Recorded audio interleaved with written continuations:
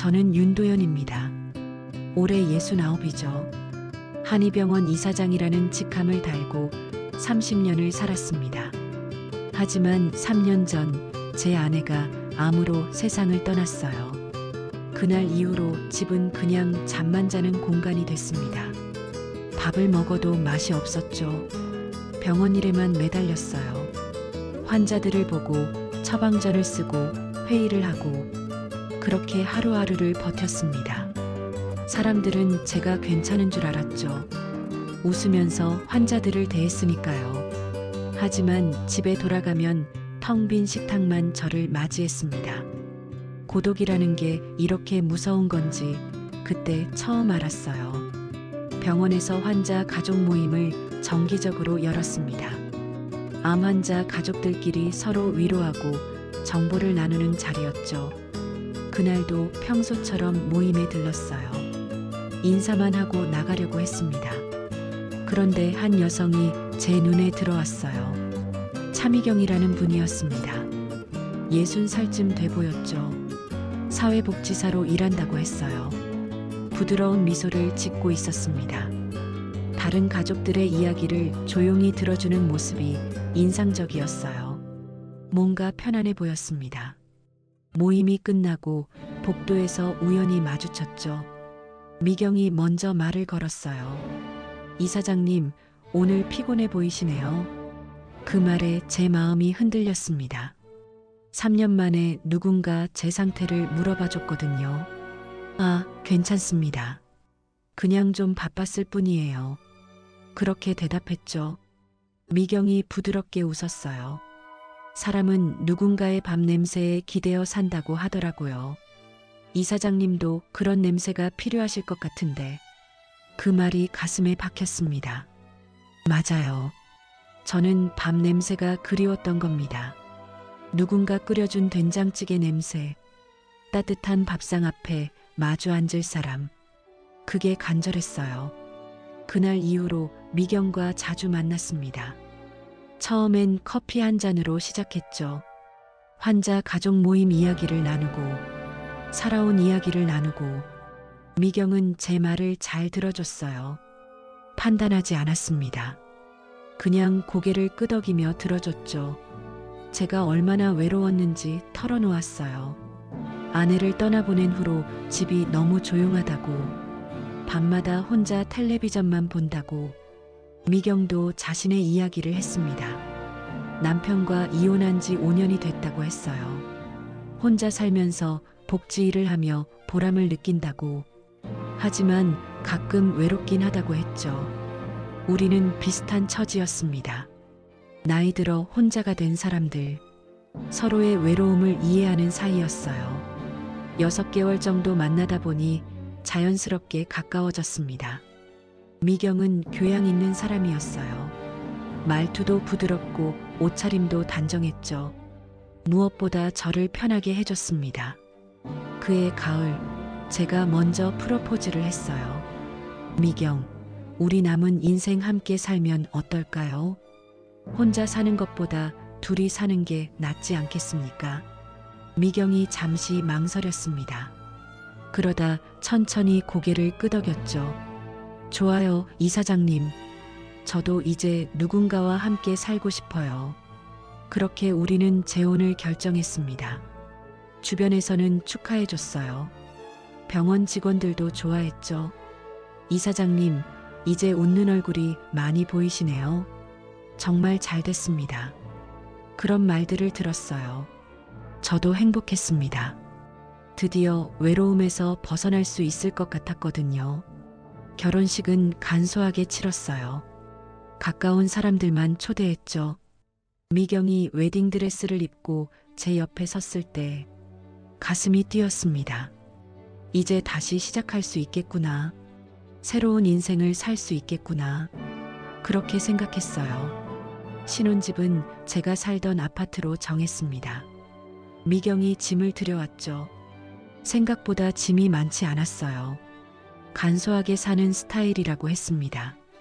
저는 미경을 위해 방을 새로 꾸몄어요.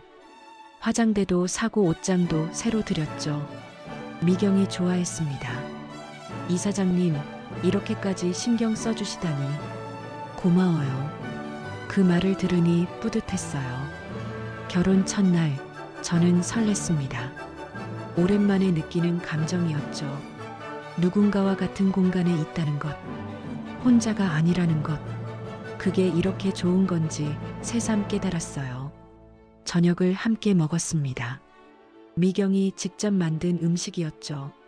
된장찌개와 생선구이, 나물 반찬들, 정성스럽게 차린 밥상이었어요. 3년 만에 먹는 집밥이었습니다. 눈물이 날 뻔했죠. 맛있게 드세요, 이사장님. 미경이 웃으며 말했어요. 저는 숟가락을 들었습니다. 된장찌개 한 숟가락을 떠먹었죠. 따뜻했어요. 이게 바로 밥 냄새구나. 누군가와 함께 먹는 밥이 이렇게 맛있는 거구나. 그렇게 생각했습니다.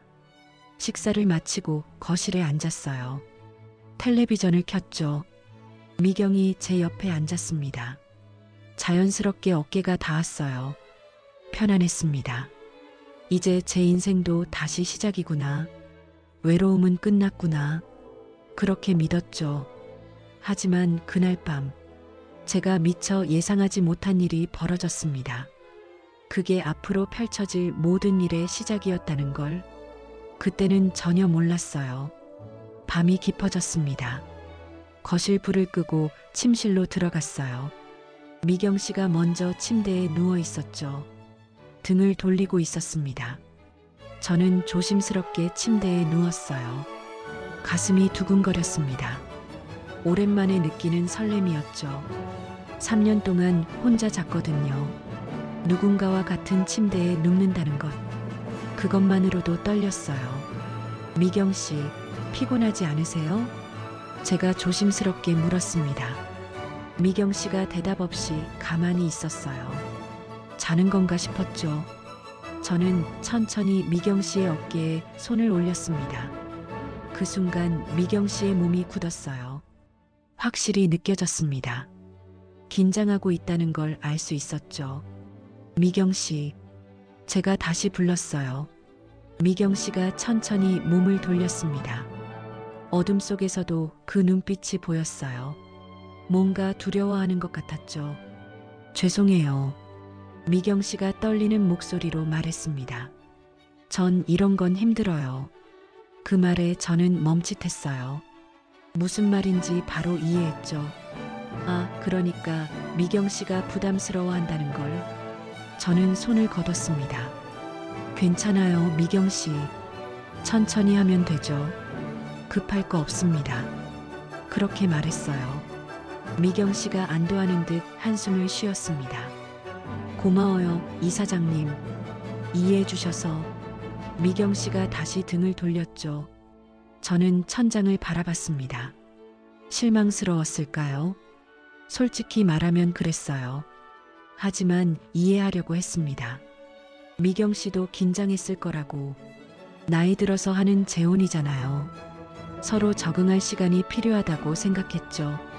그날 밤 저는 잠을 잘 이루지 못했습니다. 옆에서 미경 씨의 숨소리가 들렸어요. 규칙적인 숨소리. 깊이 잠든 것 같았죠. 저만 뒤척이고 있었습니다. 다음 날 아침이 밝았어요. 미경 씨가 먼저 일어나 아침을 차렸습니다. 식탁에 앉아 밥을 먹었죠. 미경 씨는 평소처럼 웃으며 말했어요. 잘 주무셨어요, 이사장님? 네, 잘 잤습니다. 거짓말이었죠. 하지만 미경 씨를 불편하게 하고 싶지 않았어요. 병원에 출근했습니다. 환자들을 보면서도 자꾸 어젯밤 생각이 났어요. 미경 씨의 떨리는 목소리, 거절하는 말투. 왜 그렇게 힘들어했을까? 혹시 제가 뭔가 잘못한 걸까? 그런 생각들이 머릿속을 맴돌았죠. 일주일이 지났습니다. 저는 미경 씨에게 다가가지 않았어요. 기다리면 되겠지. 미경 씨가 편해지면 괜찮아지겠지. 그렇게 생각했습니다. 하지만 2주가 지나도 상황은 변하지 않았어요. 미경 씨는 늘 저보다 먼저 잠들었죠. 아니면 늦게까지 거실에 있다가 제가 자고 난 뒤에 들어왔습니다. 어느 날 밤 용기를 냈어요. 미경 씨, 우리 이야기 좀 해요. 제가 말을 꺼냈죠. 미경 씨가 불안한 표정을 지었습니다. 무슨 이야기요? 우리 결혼했잖아요. 부부니까 그런 것도 필요하지 않을까요? 조심스럽게 말했습니다. 미경 씨의 얼굴이 굳었어요. 이사장님, 저 피곤해요. 요즘 복지관 일이 많아서 조금만 기다려주세요. 그 말뿐이었죠. 저는 더 이상 말하지 못했습니다. 미경 씨를 압박하고 싶지 않았거든요. 한 달이 지났어요. 여전히 우리는 같은 침대에 누워 있지만 멀었습니다. 보이지 않는 벽이 있었죠. 저는 참았어요. 미경 씨가 언젠가는 마음을 열 거라고 믿었습니다. 하지만 마음 한구석에선 의문이 생겼어요. 왜 결혼을 한 걸까? 미경 씨는 정말 저를 원해서 결혼한 걸까? 아니면 다른 이유가 있는 걸까? 그런 생각이 스멀스멀 올라왔죠.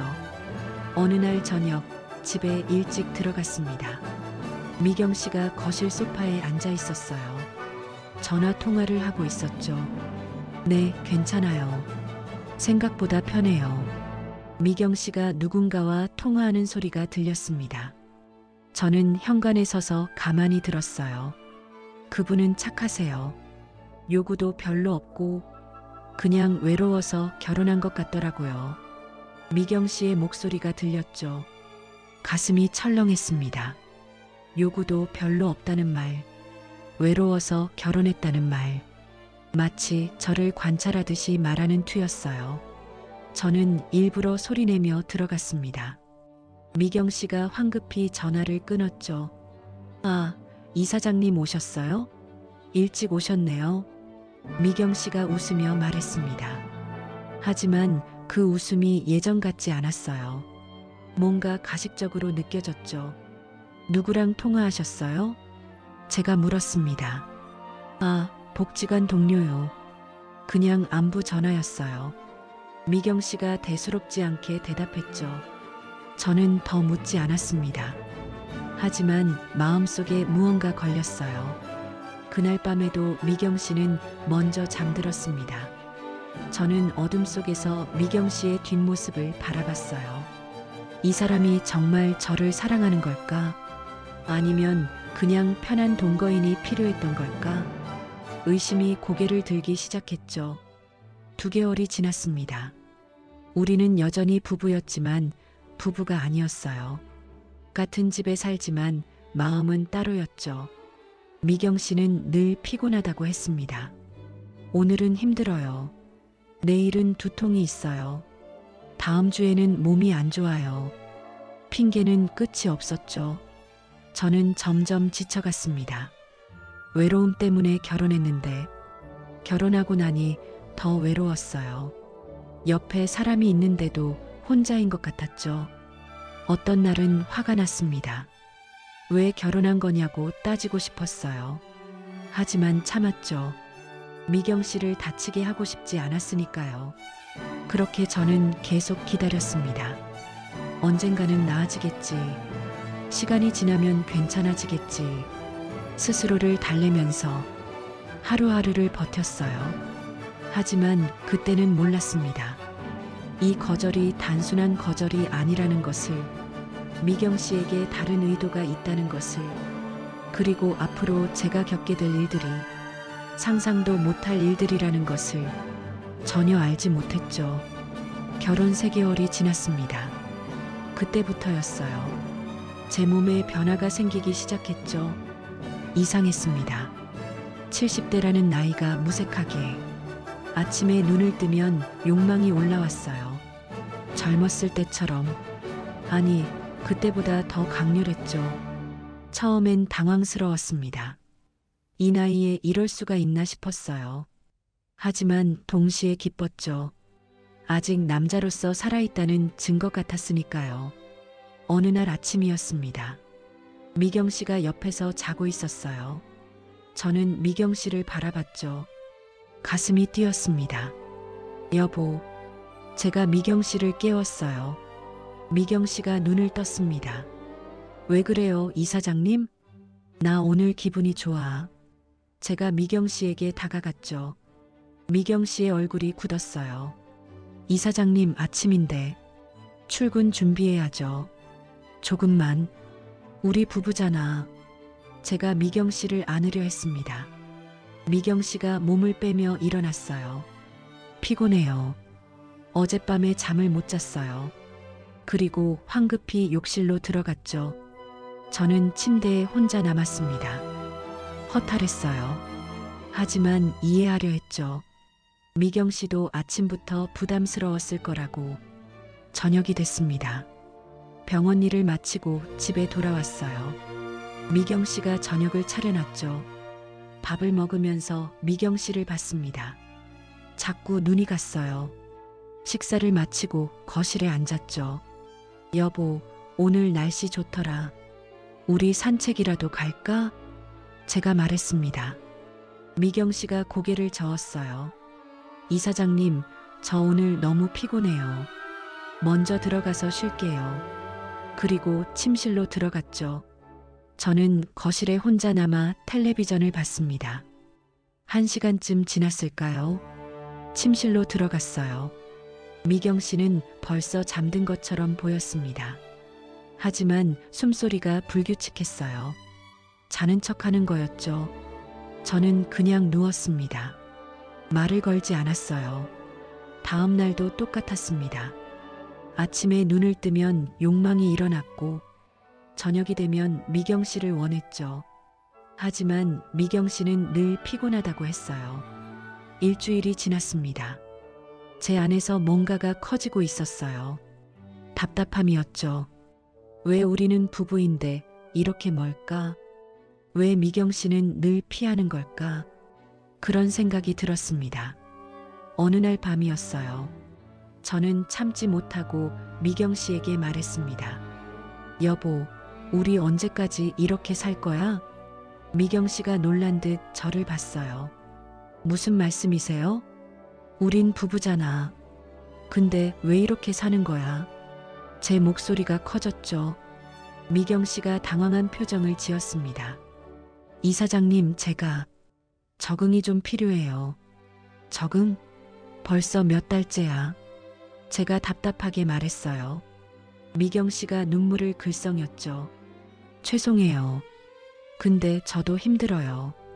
그 모습을 보니 화가 좀 풀렸습니다. 알았어.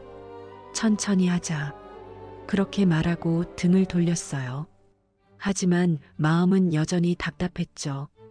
다음 날 아침에도 욕망이 일었습니다. 점점 더 강해졌어요. 하루에도 몇 번씩 아침에, 점심에, 저녁에 미경 씨 생각만 하면 그랬죠. 병원에서 일하면서도 자꾸 미경 씨가 떠올랐습니다. 집에 가고 싶었어요. 미경 씨를 보고 싶었죠. 저녁이 되면 서둘러 집으로 돌아갔습니다. 여보, 나왔어. 제가 현관문을 열며 말했어요. 미경 씨가 부엌에서 나왔죠. 오셨어요? 저녁 곧 될 거예요. 평범한 대화였습니다. 하지만 저는 평범하지 않았어요. 식사를 하면서도 미경 씨만 봤죠. 여보, 오늘 나 일찍 들어왔어. 제가 의미심장하게 말했습니다. 미경 씨가 알아챘어요. 표정이 굳었죠. 이사장님, 저 설거지 해야 해요. 그리고 황급히 자리에서 일어났습니다. 저는 거실에서 기다렸어요. 1시간이 지났죠. 미경 씨는 부엌에서 나오지 않았습니다. 제가 부엌으로 갔어요. 미경 씨가 이미 깨끗한 접시를 또 닦고 있었죠. 여보, 설거지 다 끝난 거 아니야? 제가 물었습니다. 아, 네. 이제 끝났어요. 미경 씨가 손을 닦으며 말했어요. 그럼 들어가자. 제가 미경 씨의 손을 잡았죠. 미경 씨의 손이 차가웠습니다. 침실로 들어갔어요. 제가 미경 씨를 안으려 했습니다. 여보, 이사장님, 제발요. 오늘은 정말 힘들어요. 미경 씨가 제 손을 뿌리쳤어요. 그 순간 화가 치밀었습니다. 당신이 나를 외롭게 만들지 않겠다고 했잖아. 제가 소리쳤죠. 미경 씨가 깜짝 놀라 뒤로 물러났어요. 눈에 공포가 서려 있었습니다. 저는 그제야 정신이 들었어요. 내가 지금 뭐라는 거지? 미안해, 여보. 내가 너무... 제가 사과하려 했습니다. 하지만 미경 씨는 욕실로 들어가 문을 잠갔죠. 저는 침대에 주저앉았어요. 머리를 감싸쥐었습니다. 내가 왜 이러지? 왜 이렇게 통제가 안 되지? 스스로가 낯설었어요. 욕실 문 너머로 미경 씨가 우는 소리가 들렸습니다. 가슴이 아팠죠. 하지만 동시에 억울했어요. 우린 부부인데 왜 이렇게 힘들어야 하나? 그날 밤 미경 씨는 욕실에서 나오지 않았습니다. 저는 혼자 침대에 누워 잠을 청했죠. 잠이 오지 않았어요. 천장만 바라봤습니다. 새벽녘에야 잠이 들었죠. 다음 날 아침에 눈을 뜨니 미경 씨가 없었습니다. 거실로 나가봤어요. 미경 씨가 소파에서 잔 흔적이 있었죠. 식탁에 메모가 놓여 있었습니다. 복지관 일이 있어서 먼저 나갔어요. 아침은 냉장고에 있어요. 짧은 메모였어요. 저는 그 메모를 구겨쥐었습니다. 화가 났죠. 동시에 슬펐어요. 우리 결혼이 이렇게 되어버렸다는 게. 병원에 출근했습니다. 환자들을 보면서도 집중이 안 됐어요. 자꾸 어젯밤 생각이 났죠. 소리 지르던 제 모습, 겁에 질린 미경 씨의 얼굴, 죄책감이 들었습니다.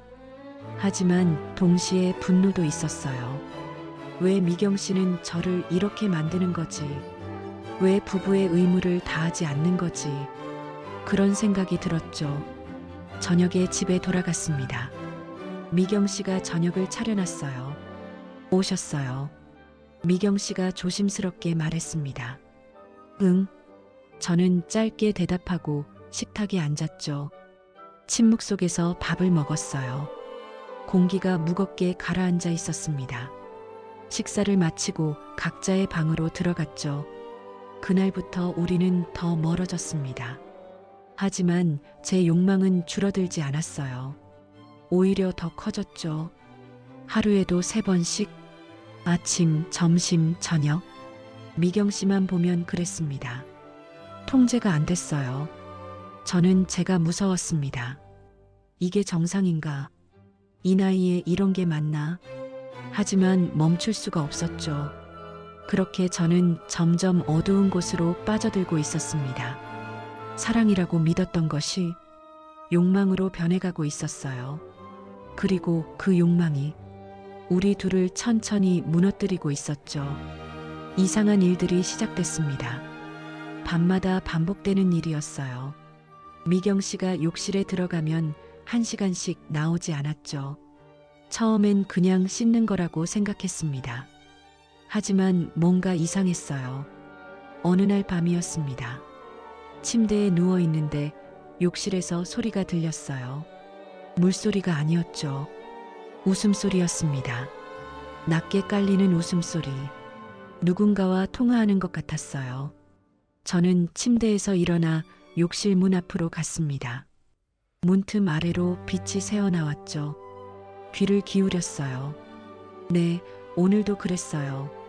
미경 씨의 목소리가 들렸습니다. 반응이 점점 더 강해지는 것 같아요. 누구와 통화하는 거지? 무슨 반응을 말하는 거지? 궁금했지만 문을 두드리진 않았어요. 그냥 침대로 돌아왔죠. 잠이 오지 않았습니다. 미경 씨가 욕실에서 나온 건 1시간 후였어요. 저는 자는 척했죠. 미경 씨가 조심스럽게 침대에 누웠습니다. 다음 날도 똑같았어요. 밤이 되면 미경 씨는 욕실로 들어갔고 1시간 넘게 나오지 않았죠. 그리고 또 그 웃음소리. 저는 점점 더 의심이 들었습니다. 도대체 뭐라는 거지? 누구랑 통화하는 거지? 왜 나한테는 말하지 않는 거지?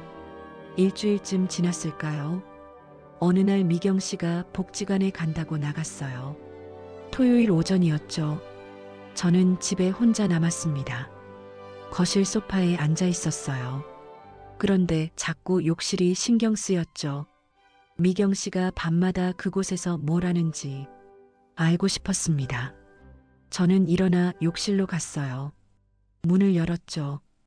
평범한 욕실이었습니다. 세면대, 변기, 욕조, 특별한 건 없었어요. 하지만 뭔가 있을 거라는 생각이 들었습니다. 세면대 아래 서랍을 열어봤어요. 수건과 비누가 있었죠. 그 아래 서랍도 열었습니다. 화장품들이 정리돼 있었어요. 마지막 서랍을 열었죠. 그때였습니다. 검은색 수첩이 보였어요. 구석에 숨겨져 있었죠. 저는 수첩을 집어들었습니다. 펼쳤어요. 첫 페이지에 날짜가 적혀 있었죠. 우리가 결혼한 날짜였습니다. 관찰 시작일이라고 적혀 있었어요. 가슴이 철렁했습니다. 관찰이라니, 무슨 관찰을 말하는 거지? 다음 페이지를 넘겼어요. 날짜별로 기록이 적혀 있었습니다.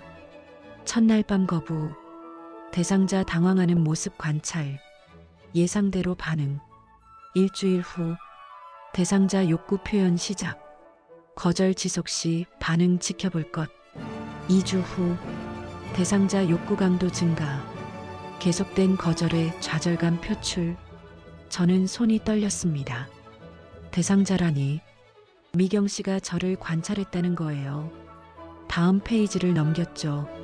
3주 후, 대상자 통제력 약화 징후, 목소리 톤 높아짐. 한 달 후, 대상자 감정 기복 심화, 계획대로 진행 중. 6주 후, 하루 평균 3회 욕구 표현, 집착 단계 진입, 흥미로운 반응. 저는 수첩을 떨어뜨릴 뻔했어요. 이게 무슨 소리지? 미경 씨가 저를 실험했다는 거예요. 제 반응을 일기처럼 기록했다는 거죠. 페이지를 계속 넘겼습니다. 더 자세한 관찰 기록들이 있었어요. 대상자 병원 일에 집중 못함, 관찰 대상으로서 가치 높음, 대상자 소리 지름, 공격성 표출, 2단계까지 유도 성공, 대상자 죄책감과 욕망 사이 갈등, 심리적 피로도 최고점. 각 문장마다 제 감정이 기록돼 있었어요. 마치 실험용 쥐를 관찰하듯이 그렇게 적혀 있었죠. 마지막 페이지를 펼쳤습니다. 거기엔 전화번호와 메모가 적혀 있었어요. 정 박사님께 보고, 70대 남성 심리 통제 실험 성공적, 단계별 반응 데이터 확보, 다음 논문 주제로 적합. 정 박사님, 누구지? 논문이라니. 미경 씨가 저를 논문 재료로 쓴 거예요. 저는 휴대폰을 꺼냈습니다. 수첩에 적힌 번호로 전화를 걸었어요. 신호음이 울렸죠. 여보세요? 여자 목소리가 들렸습니다. 중년 여성 같았어요. 누구세요? 차미경 씨와 무슨 관계시죠? 제가 물었습니다. 잠시 침묵이 흘렀어요. 누구시길래 이 번호를 아세요? 여자가 조심스럽게 물었죠. 저는 차미경의 남편입니다. 윤도현이요. 제가 말했어요. 아, 여자가 당황하는 소리가 들렸습니다. 대상자분이시군요. 미경 씨가 실수를 했네요. 대상자라는 말에 화가 치밀었습니다. 대상자요? 저를 연구 대상으로 본 거예요? 제가 소리쳤죠. 죄송하지만 더 이상 말씀드릴 수 없습니다. 연구 윤리상. 여자가 말끝을 흐렸어요. 연구 윤리요? 사람을 속이고 관찰한 게 윤리적이에요? 제가 다급하게 말했습니다. 하지만 전화는 이미 끊겼죠. 저는 욕실 바닥에 주저앉았어요. 머릿속이 하얗게 비었습니다. 미경 씨가 저를 속였어요. 처음부터 계획된 거였죠. 결혼도 사랑도 모든 게 거짓이었습니다. 저는 그저 관찰 대상이었어요. 거부당하면 어떻게 반응하는지, 욕구가 좌절되면 어떻게 변하는지, 그걸 지켜보는 대상이었던 거죠. 손이 떨렸습니다. 분노가 치밀어 올랐어요. 동시에 배신감이 밀려왔죠. 제 감정이, 제 고통이 전부 미경 씨의 연구 자료였던 겁니다.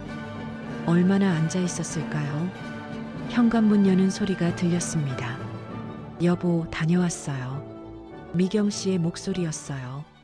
저는 수첩을 들고 욕실에서 나왔습니다. 거실로 갔죠. 미경 씨가 가방을 내려놓다 저를 봤어요. 제 손에 든 수첩을 보더니 얼굴이 하얗게 질렸습니다. 그게 어떻게? 미경 씨가 떨리는 목소리로 말했어요. 이게 뭐죠, 미경 씨? 제가 수첩을 들어보이며 물었습니다.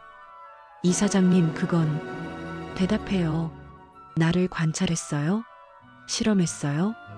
제가 소리쳤죠. 미경 씨가 뒤로 물러났습니다. 눈에 공포가 서렸어요. 미안해요. 하지만 이건 필요한 연구였어요. 연구요? 사람을 이렇게 갖고 노는 게 연구예요? 제 목소리가 떨렸습니다. 분노와 슬픔이 뒤섞였죠. 처음부터 계획이었어요? 결혼도? 제가 다그쳤습니다. 미경 씨가 입술을 깨물었어요. 노년 남성의 욕구와 거절 반응에 대한 연구였어요. 당신이 완벽한 대상이었죠. 완벽한 대상이요? 제가 비웃었습니다. 외롭고 재혼을 원하고 통제하기 쉬운 대상? 미경 씨가 고개를 숙였어요. 모든 반응을 기록했어요. 당신이 어떻게 변해가는지. 그래서 나를 이용한 거예요? 제가 다가갔죠. 미경 씨가 벽에 등을 붙였습니다. 제 학위 논문이 필요했어요.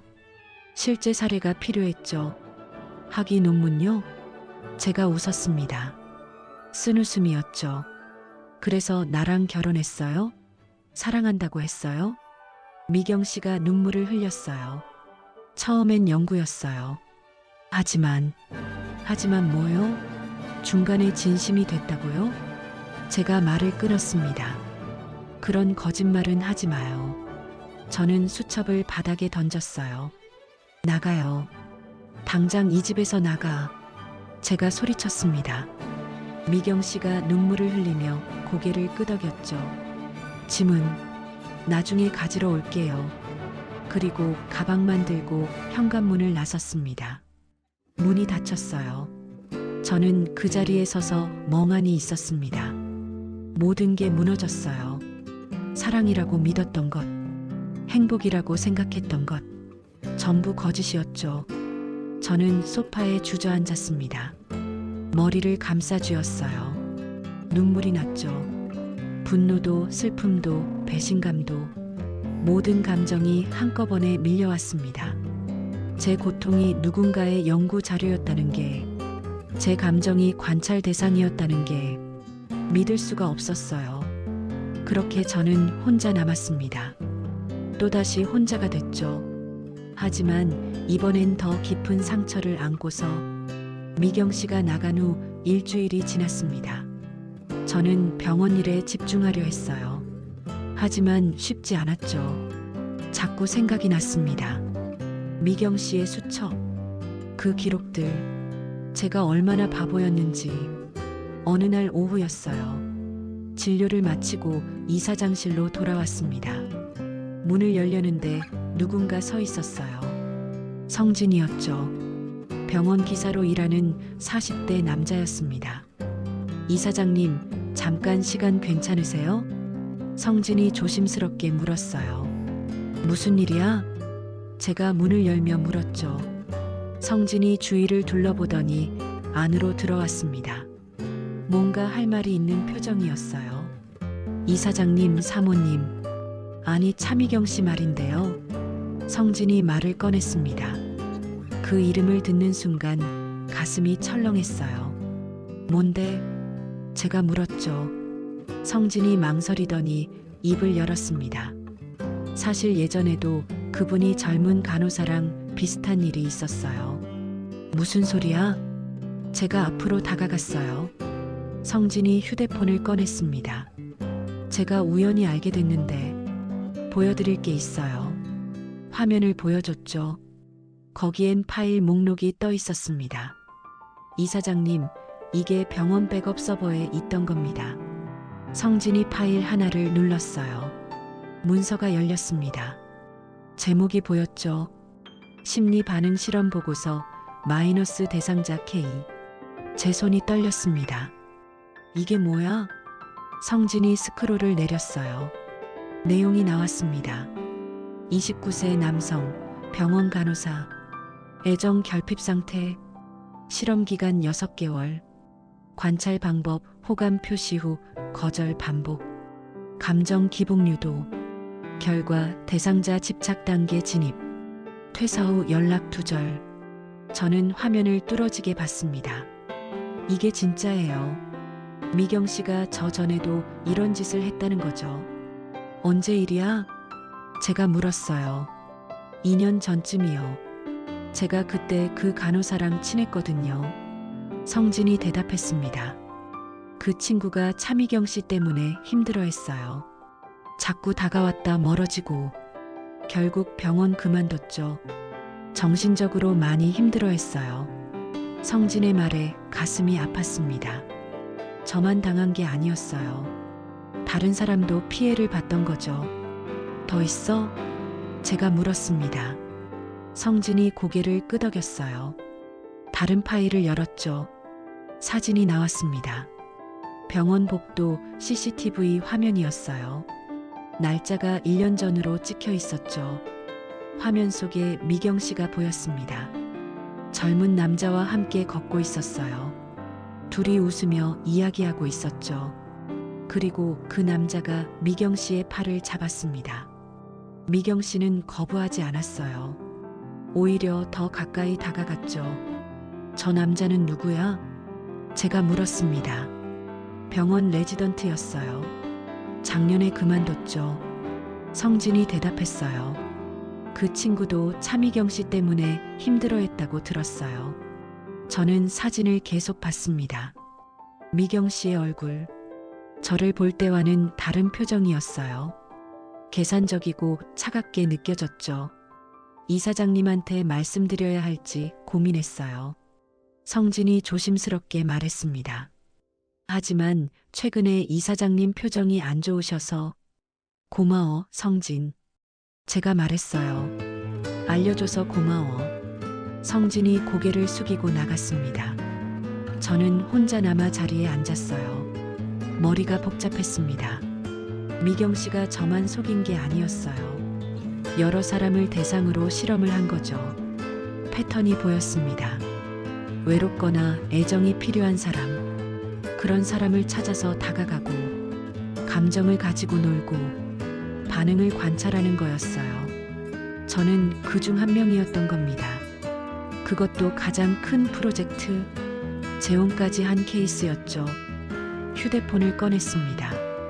성진이 보낸 파일들을 다시 봤어요. 보고서를 읽었죠.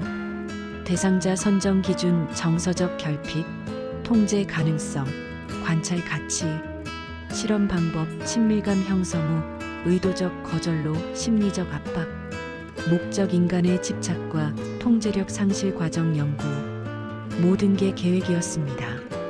저를 선택한 것도, 결혼을 제안받은 것도, 첫날 밤 거절도, 계속된 회피도 전부 계획된 거였어요. 제 반응을 보기 위한 실험이었던 거죠. 저는 휴대폰을 내려놨습니다. 창밖을 봤어요. 해가 지고 있었죠. 문득 생각했습니다. 제 욕망이 정말 제 것이었을까? 아니면 미경 씨가 만들어낸 걸까? 거절당하니까 더 원하게 됐던 거죠. 가질 수 없으니까 집착하게 됐어요. 미경 씨는 그걸 알고 있었습니다. 그래서 계속 거부한 거예요. 제가 무너지는 걸 보려고, 제가 통제력을 잃는 걸 기록하려고 그렇게 한 거였죠. 화가 났습니다. 하지만 동시에 허망했어요. 제 감정이 진짜가 아니었다는 게, 조종당한 거였다는 게, 그게 너무 슬펐죠. 며칠 후였습니다. 변호사를 만났어요. 이혼 서류를 준비했죠. 부인 측에서 연락 온 거 없나요? 변호사가 물었습니다. 없어요. 제가 대답했죠. 재산 분할은 어떻게 하실 건가요? 아무것도 안 줄 겁니다. 제가 단호하게 말했어요. 사기 결혼이었으니까요. 변호사가 고개를 끄덕였습니다. 증거가 필요합니다. 있으세요? 있어요. 저는 가방에서 수첩 사본을 꺼냈죠. 성진이 보내준 파일들도 출력했습니다. 변호사가 자료들을 봤어요. 이 정도면 충분합니다. 변호사가 말했죠. 사기 결혼으로 입증 가능해 보입니다. 그리고 이사장님, 고소도 고려해 보시죠. 고소요? 제가 물었습니다. 네, 사기죄로 고소할 수 있어요. 변호사가 설명했죠. 결혼을 빙자한 영구 목적의 사기니까요. 저는 잠시 생각했습니다. 미경 씨를 고소한다. 법적으로 처벌한다. 그게 맞는 걸까요? 생각해 볼게요. 제가 대답했어요. 변호사 사무실을 나왔습니다. 거리를 걸었죠. 사람들이 지나갔어요. 연인들이 손잡고 걷고 있었습니다. 행복해 보였죠. 저도 한때 그랬어요. 미경 씨와 손잡고 걸었죠. 하지만 그게 전부 거짓이었습니다. 휴대폰이 울렸어요. 모르는 번호였죠. 받았습니다. 여보세요? 윤도현 이사장님이세요? 여자 목소리가 들렸어요. 네, 그런데요. 저는 정소희라고 합니다. 심리학 박사고요. 정 박사, 수첩에 있던 그 이름이었죠. 차미경 씨 지도 교수예요. 정 박사가 말했습니다. 제 심장이 빨리 뛰었어요. 무슨 일이세요? 제가 차갑게 물었죠. 이사장님께 사과드리려고 연락했어요. 정 박사가 말했습니다. 제가 미경 씨를 제대로 지도하지 못했네요. 사과로 끝날 일이 아닌 것 같은데요. 제가 냉소했어요. 알고 있습니다. 미경 씨의 연구 방법이 비윤리적이었죠. 정 박사가 인정했습니다. 저도 모르고 있었어요. 뒤늦게 알았죠. 뒤늦게 알았다고요? 제가 비웃었습니다. 그럼 수첩에 있던 보고는 뭡니까? 침묵이 흘렀어요. 죄송합니다. 정 박사가 작은 목소리로 말했죠. 할 말이 없네요. 당신도 공범 아니에요? 제가 소리쳤습니다. 사람을 실험 대상으로 만들고 전화가 끊겼어요. 저는 휴대폰을 꽉 쥐었습니다. 분노가 치밀었죠. 그들은 사람을 뭘로 본 걸까요? 연구 재료로만 본 거예요. 감정도 고통도 전부 데이터였던 거죠. 그날 밤 집에 돌아왔습니다. 텅 빈 집이었어요. 미경 씨의 흔적은 다 사라졌죠. 저는 소파에 앉았습니다. 천장을 봤어요.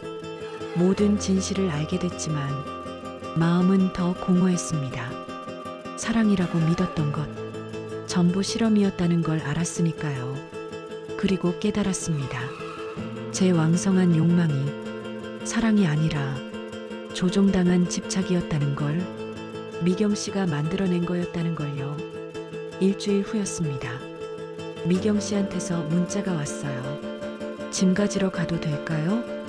짧은 문자였죠. 저는 답장했습니다. 토요일 오후 2시에 오세요. 그게 전부였어요.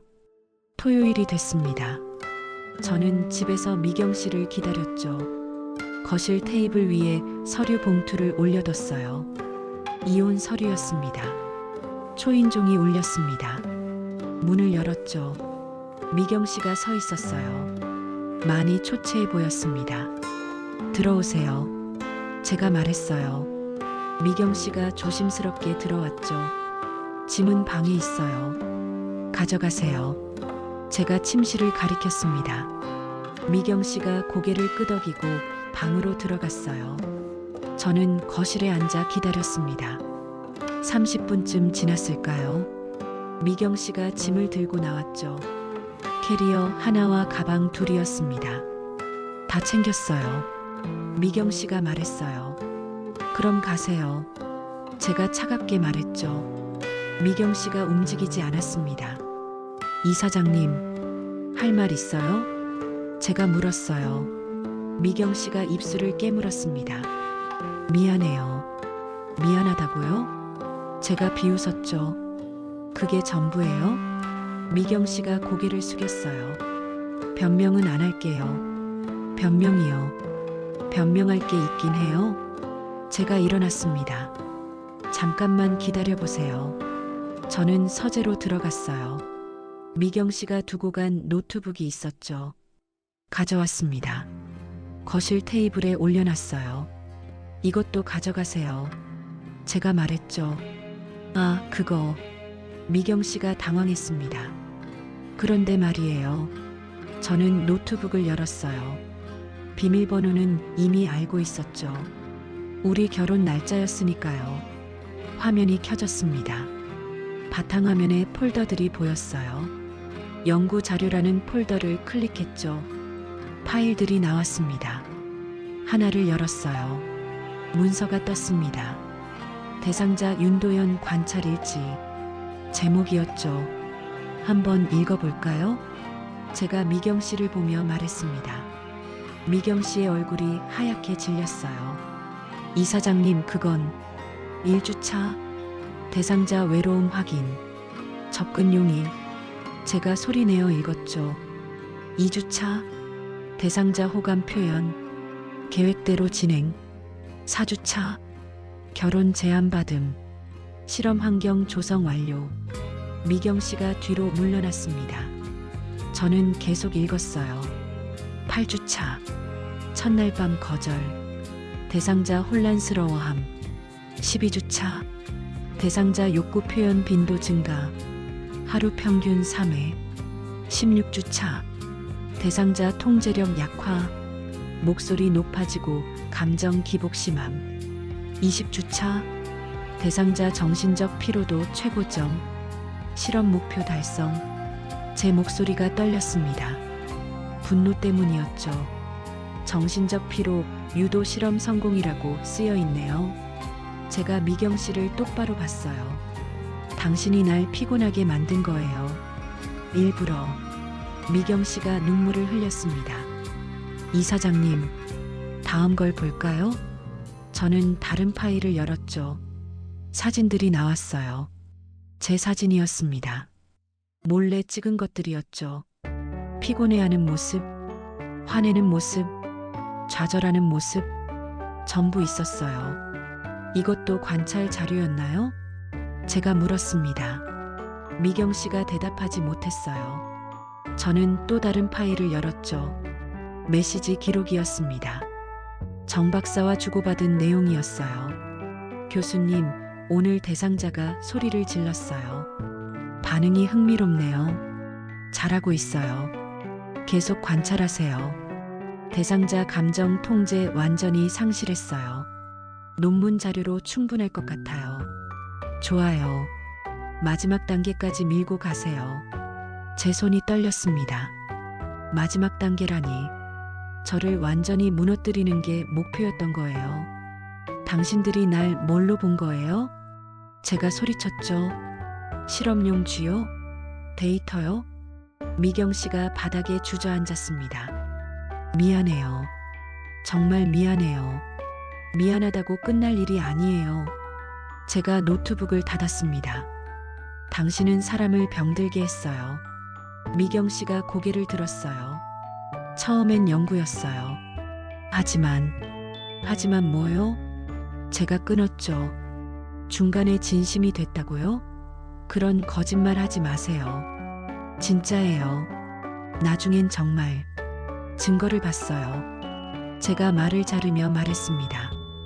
2주 전까지도 기록하고 있었잖아요. 미경 씨가 할 말을 잃었어요. 맞았습니다.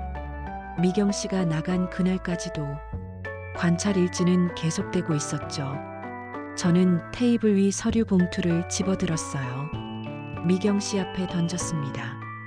이혼 서류예요. 제가 차갑게 말했죠. 서명하세요. 미경 씨가 봉투를 받습니다. 재산 분할은요? 없어요. 제가 단호하게 말했어요. 사기 결혼이니까요. 사기라니. 아니면 뭐예요? 제가 물었죠. 처음부터 연구 목적이었잖아요.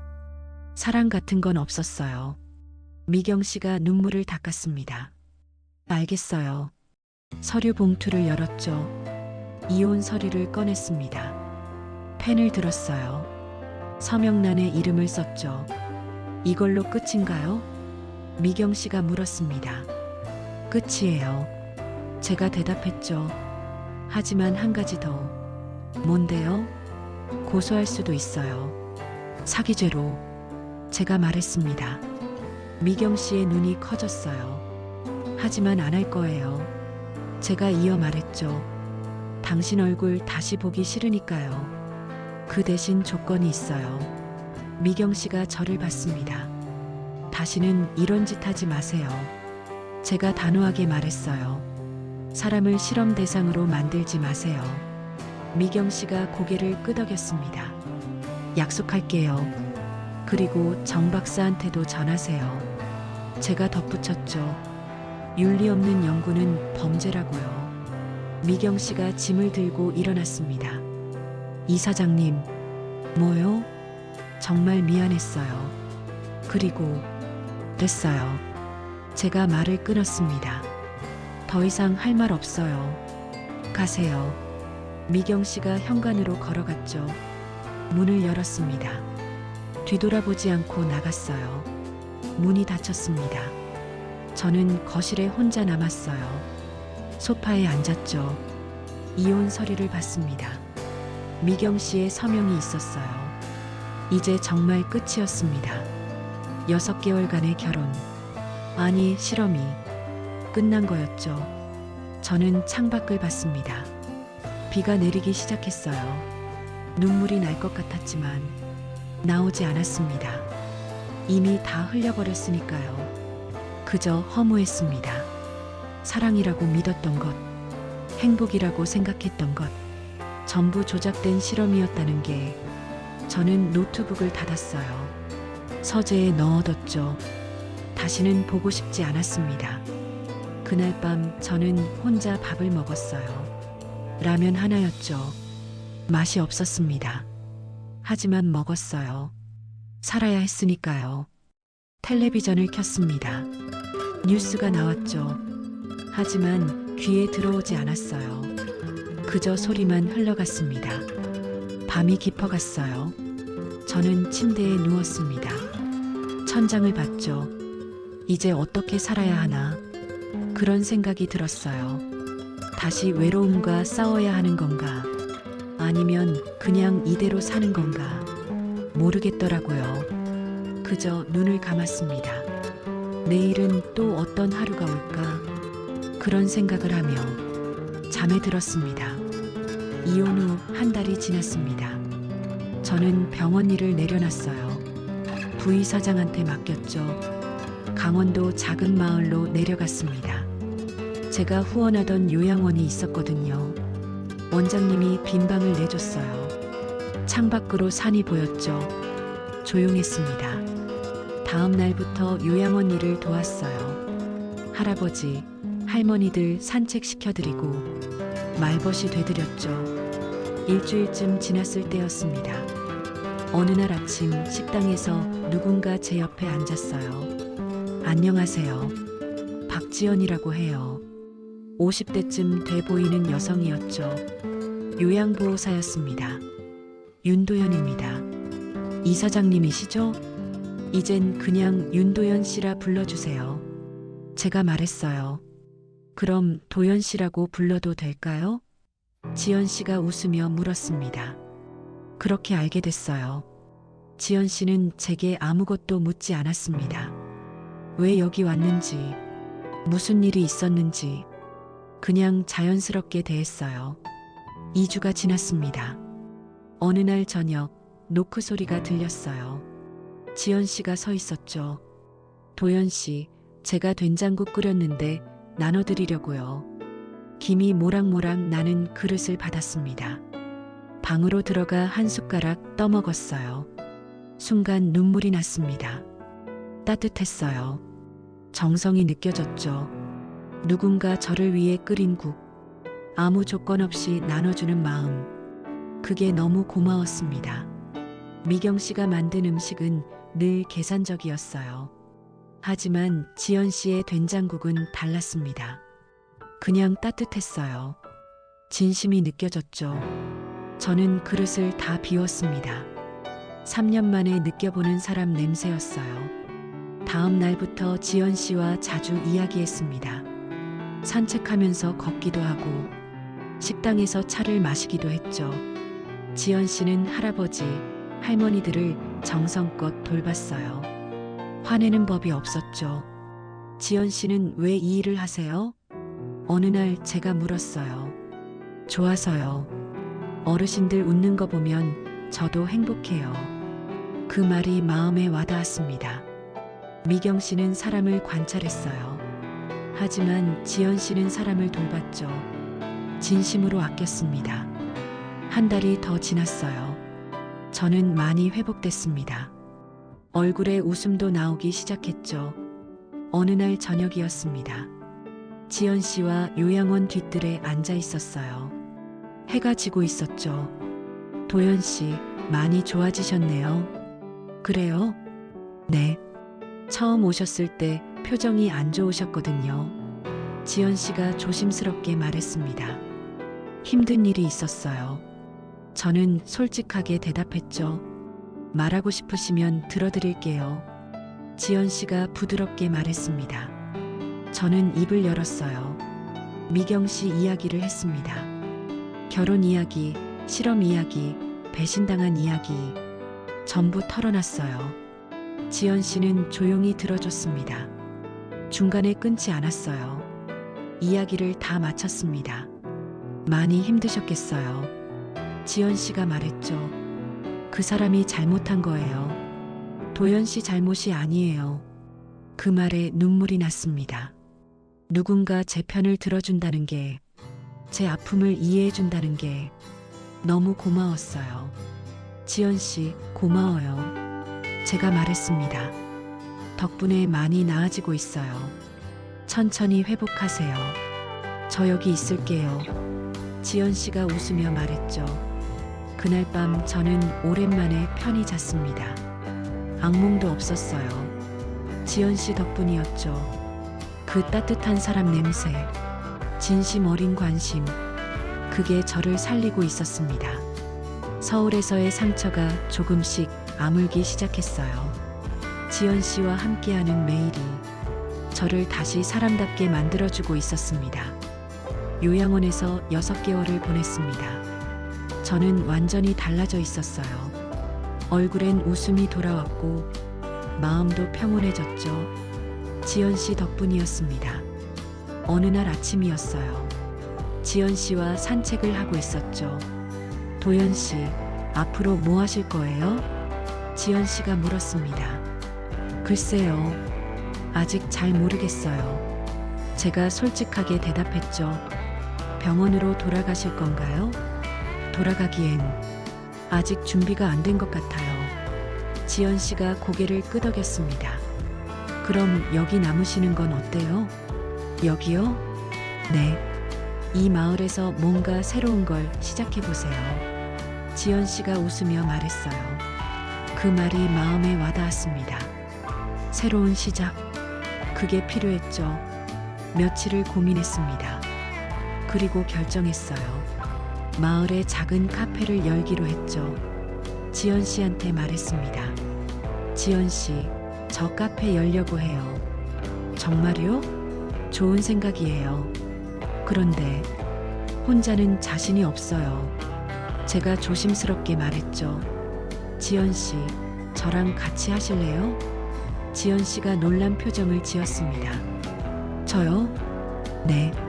지연 씨랑 함께 하고 싶어요. 지연 씨가 잠시 생각하더니 웃었어요. 좋아요. 같이 해봐요. 그렇게 우리는 카페를 준비하기 시작했습니다. 마을 입구에 작은 건물을 얻었어요. 리모델링을 했죠. 직접 페인트 칠도 하고 가구도 골랐습니다. 지연 씨와 함께하니 즐거웠어요. 일하면서도 웃음이 났죠. 도연 씨, 이 색깔 어때요? 좋은데요. 따뜻한 느낌이에요. 그죠? 저도 그렇게 생각했어요. 우리는 의견이 잘 맞았습니다. 서로를 존중했죠. 한 달 후 카페가 완성됐습니다. 이름은 리커버로 정했어요. 회복이라는 뜻이었죠. 저에게 딱 맞는 이름이었습니다. 개업날이었어요. 마을 사람들이 찾아왔습니다. 요양원 할아버지, 할머니들도 오셨죠. 축하해요, 도연 씨. 카페 정말 예쁘네요. 다들 축하해줬습니다.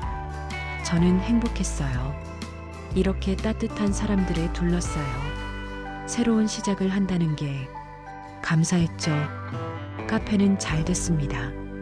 손님들이 꾸준히 찾아왔어요. 지연 씨가 만든 케이크가 인기였죠. 저는 커피를 내렸습니다. 우리는 좋은 팀이었어요. 어느 날 저녁이었습니다. 손님들이 다 가고 문을 닫았어요. 지연 씨와 함께 테이블을 정리했죠. 오늘도 고생했어요, 지연 씨. 제가 말했습니다. 도연 씨도요. 우리 잘하고 있죠? 네, 정말 잘하고 있어요.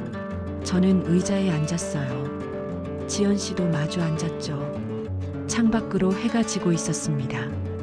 지연 씨, 제가 불렀어요.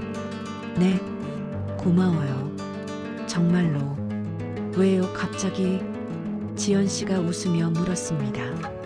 지연 씨가 없었으면 전 아직도 서울에서 힘들어하고 있었을 거예요. 제가 진심을 담아 말했죠. 지연 씨 덕분에 다시 살 수 있었어요. 지연 씨가 제 손을 잡았습니다. 도연 씨가 스스로 일어선 거예요. 전 그냥 옆에 있었을 뿐이에요. 아니에요. 지연 씨가 있어서 가능했어요. 저는 지연 씨를 봤습니다. 마음이 따뜻해졌어요. 이 사람과 함께 있으면 평온했습니다. 행복했죠. 지연 씨, 저 고백할 게 있어요. 제가 용기를 냈습니다. 뭔데요? 저 지연 씨를 좋아해요. 지연 씨의 눈이 커졌어요. 사랑하는 것 같아요. 제가 이어 말했죠. 미경 씨와는 달라요. 지연 씨와 있으면 그냥 편해요. 욕심도 안 나요.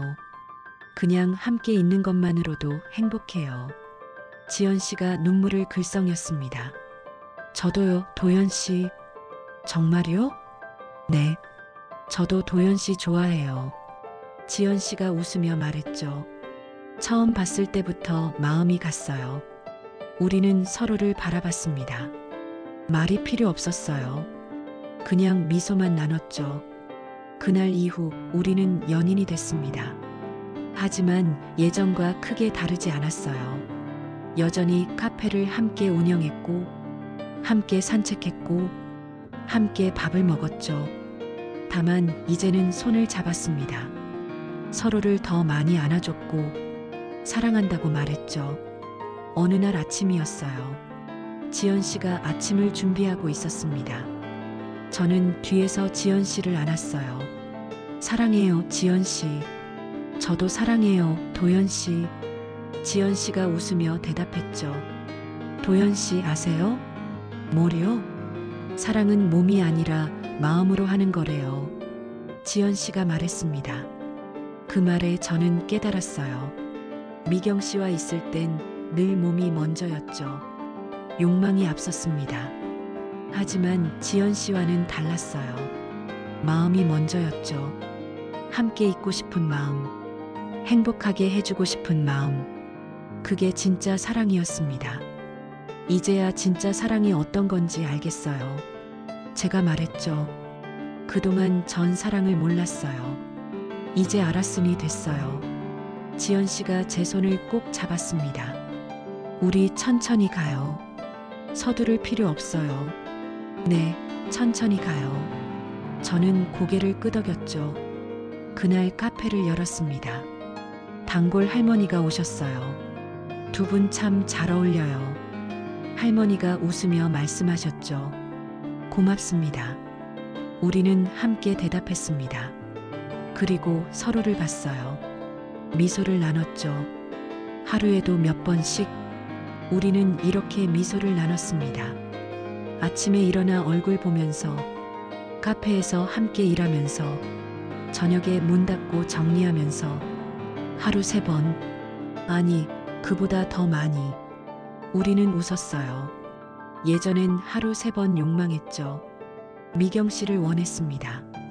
하지만 그건 사랑이 아니었어요. 조종당한 집착이었죠. 지금은 달랐습니다. 하루 3번, 아니 수십 번, 지연 씨와 미소를 나눴어요.